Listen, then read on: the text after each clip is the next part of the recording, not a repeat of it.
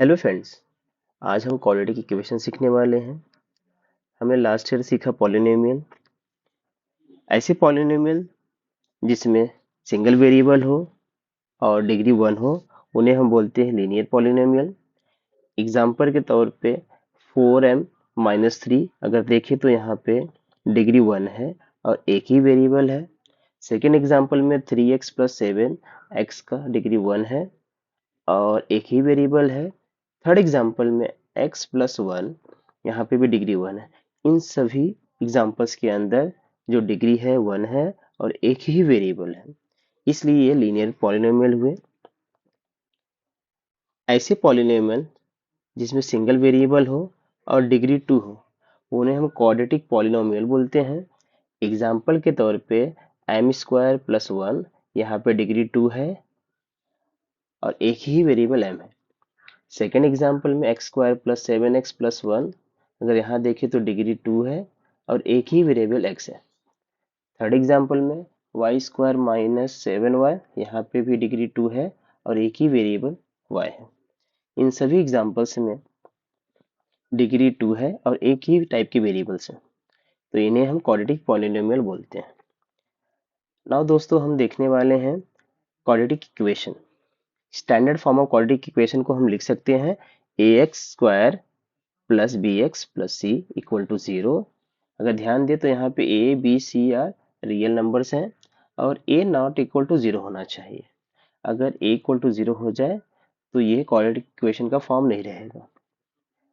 हर quadratic equation के दो roots होते हैं, मतलब दो सोल्यूशन होते हैं।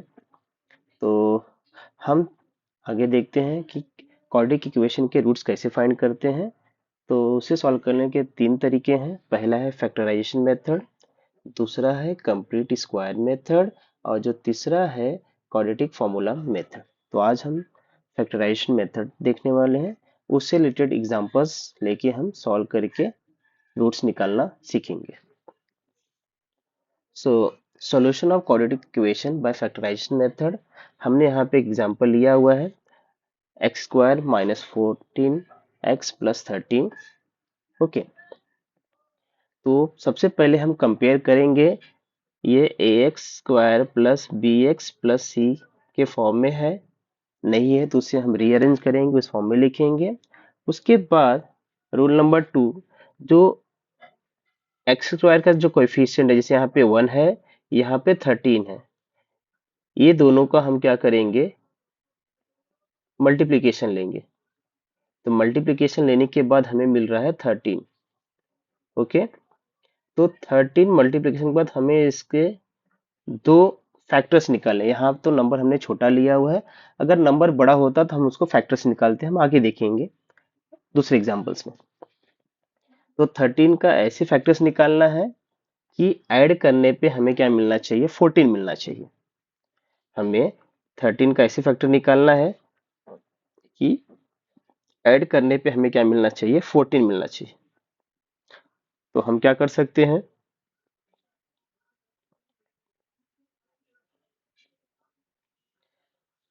x² ऐसे लिखेंगे, 13 × 1 = 13 ना। ऐड करने पे हमें क्या मिल रहा है, 13 + 1, 13 + 1 क्या मिलेगा, 14, और मल्टीप्लाई करने पे हमें 13 मिल रहा है। तो ये वैलिड फैक्टर है। तो हम क्या करेंगे, 14 को रिप्लेस कर देंगे किससे, 13 प्लस साइन के साथ 13 + 1 + 13, ओके, = 0। अब हम क्या कर लेंगे, ब्रैकेट ओपन कर लेंगे। तो ये हो जाएगा साइन, जैसे ही ब्रैकेट अंदर जाएगा तो साइन चेंज हो जाएगा। This is -13x - 1x + 13 = 0। अब हम क्या करेंगे, इसमें से कुछ कॉमन मिल रहा है, तो हम अगर कुछ कॉमन मिल रहा है तो हम कॉमन ले सकते हैं। इनमें से कॉमन, इसमें से कॉमन, तो इसमें से कॉमन और इसमें से कॉमन हम निकाल के, यहाँ से कुछ कॉमन आ रहा है, x कॉमन आ रहा है, तो यहाँ पे बचेगा सिर्फ x, यहाँ पे -13 बचेगा। यहाँ पे कुछ कॉमन, यहाँ से हम -1 कॉमन ले सकते हैं, तो x - 13 हो जाएगा = 0। और यहाँ पे आ जाएगा x माइनस 13 एक ब्रैकेट में, और यहाँ पे बचा हुआ x माइनस 1 इक्वल टू 0।